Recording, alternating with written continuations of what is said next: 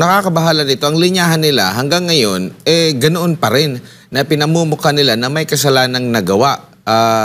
Kumbaga ano ang impression na maihahatid nito sa taong bayan na okay na lang pala na hindi magsampa ng kaso, okay na lang pala na hindi kakasuhan, ihabla, dahil pwede mo namang sabihin at igiit na meron niyang kasalanang ginawa. Basta ako naniniwala na may kasalanang ginawa. Same sila ng linyahan, itong mga makakaliwang grupo na ito na sinasabi mga human rights advocate at pati ditong si Senador Risa Hontiveros. The way siya mag-handle ng kanyang hearing na dapat ay patas, no? Kung makapagsalita siya sa dating Pangulo, ganun din. Naniniwala siya may kasalanan. Dito sa pagdinig din kay Pastor Apollo Sikibuloy, ganun din.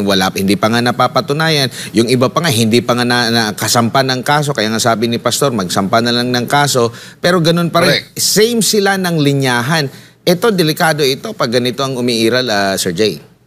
Mabuti na lang matalino ang Pilipino. Kaya halos wala nang naniniwala sa kanila eh. Alam mo, naniniwala na lang kay Risa.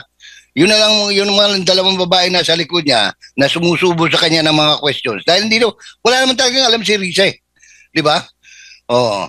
At saka maganda yung bagong desisyon ng Supreme Court. Kahit tawagin mong bobo, tanga si Risa ngayon, hindi kanya pwedeng kasuhan because the decision of the Supreme Court is you cannot accuse somebody slander kung kinukwestiyon niya yung performance mo bilang opisyal ng gobyerno, halal man o appointed. Now, going back doon sa sinabi, si Risa, she's simply parroting the line of Jose Maria Sison eh.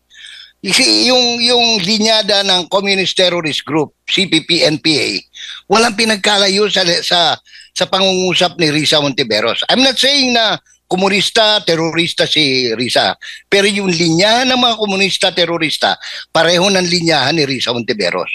Ngayon, walang question yun kay anong tawag nito, kay ano pangalan, Aling Laila, no? Laila de Lima. Kasi yung linya naman ni Laila de Lima, yun ang linyahan ng mga dilaw at saka mga pink. And linya niya because of her personal ambition, political ambitions. Gusto niya makabalik sa Senado. Ngayon, nasa Pilipino yan kung ibabalik siya, no? Pero yan ang totoo. Walang ibang intensyon yan. She wants to be elected again as senators, no? Ngayon, tayo mga Pilipino, nasa atin yan. Kung maniniwala tayo, malalaman natin yan sa resulta ng eleksyon. Kapag inihalal si Laila de Lima ng taong bayan, no? Walang dapat sisihin ng taong bayan kundi sarili nila. Ngayon, hindi naman kandidato si Risa, pero si Risa nagpe-prepare sa 2028. Bukod doon, iba yung gusto pa rin mangyari lang, halos kinakampanya niya yung linyada ng Makabayan Group at saka ng grupo nila Chel Diokno, no? Mabuti na lang. Ako no pun intended kay Chel Diokno, no? Kaibigan ko 'yan. Pero yung paliwanag ni Attorney Archie Gamboa, former PNP chief, parang ug sa Bisaya pa murag gikumot ang pagkaabogado, ang pagka-dean sa College of Law ni Chel Diokno. Parang sinabi niya, 16 o 6 na beses inuulit dyan sa provision ng mga binabanggit mong mga batas. Hindi mo pa rin naintindihan? Anong klaseng meron ka? Kung saya, sumbatanggen nyo pa, ay siya, ay kung hindi mo naintindihan yan ay para kang ulaga. Di ba? Ngayon, kaya nga ako, isa lang nung humarap si Pastor Apollo Kibuloy dyan sa Senado, dyan sa committee mismo ni Risa Hontiveros, simple lang, parang binuhusan ng tubig na may yelo, no? Para sabi niya kasi, sige, yan ang hinaharap mo, mga witness mo, no? Kasi ayaw kong mabanggit na witness kasi hindi naman talaga sila witness. Hindi mo siya pwedeng sabing resource person. Hindi mo siya pwedeng sabing accuser because they're simply witness. No, it wettens, no? Binabasa yung laway ni Risa Hontiveros para pagmukhain siyang magaling, no? Simple lang, anong sabi ni Pastor Kibuloy? Kung sakali po at meron kayong ebidensya at naging biktima kayo, ano, magsampa kayo ng kaso, haharapin ko lahat yan. O, bakit ilang pun taon na walang nagsasampa? No? Kasi wala eh. O, anong lumalabas ngayon? Pati yung ano, pati yung dinala nila General Torre at saka ni Colonel, anong pangalan nung Colonel na City Police Chief ng Davao City? Yung babaeng nakatakip pa yung ng itim. O, kasi dapat walang ganun eh. Pag humarap ka sa public hearing, sa Senado, walang ganun. Kaya nga pinapatanggal yung iba, but not with Risa. Oh. Kasi hindi nila mailabas ng totoo. Oh. Kaya simple lang. Kaya ako, ngayon, lumalabas. Sasabihin mo, paharapin uli. Kaya nga sinabi nga ni Presidente, no? ni Mayor Digong, sabi niya, tapusin natin kahit magdamag. Dahil unang-una, hindi naman. Alam mo, yan pang isang pagkakamali ng Senado, ha? Dapat pag nag-imbita sila ng resource person, ginagastusan nila yan because they have funds, no?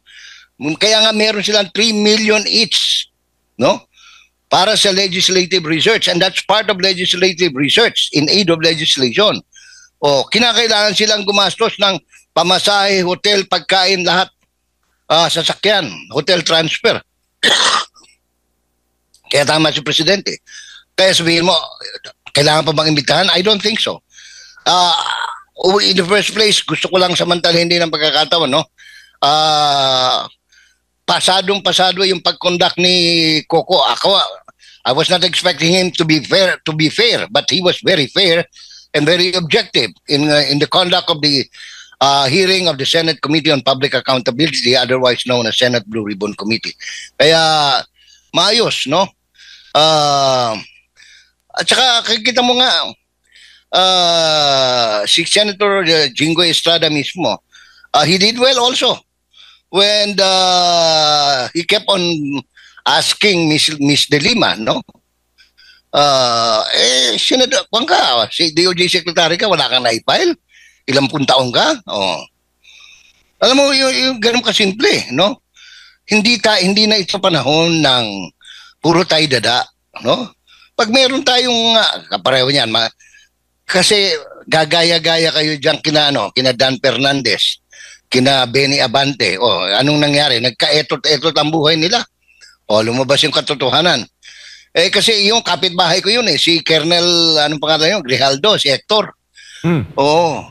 Kahit na mahirap silang pamilya, dito kilalang-kilala yung pamilya niyan. Very honest, very humble. Hindi mo pwedeng subornohan yan kahit na bayaran mo pa siguro ng milyones yan, hindi magbabago ng ano yan. Pag-uugali dahil mulat sa pool, ganyan na siya. Can you imagine, for him to be very decisive and be very brave in telling the truth, despite the fact may 4 na taon pa yan, PNP graduate yan, kung saan ako nag-lecture din nung araw dyan. Sakripisyo, because pwede pa siya maging general Pero alam niya, the price he had to pay for telling the truth, no? Hindi niya inalintana yun. Kaya talagang saludo tayo dyan kay Mang Hector, kay Colonel Grijaldo.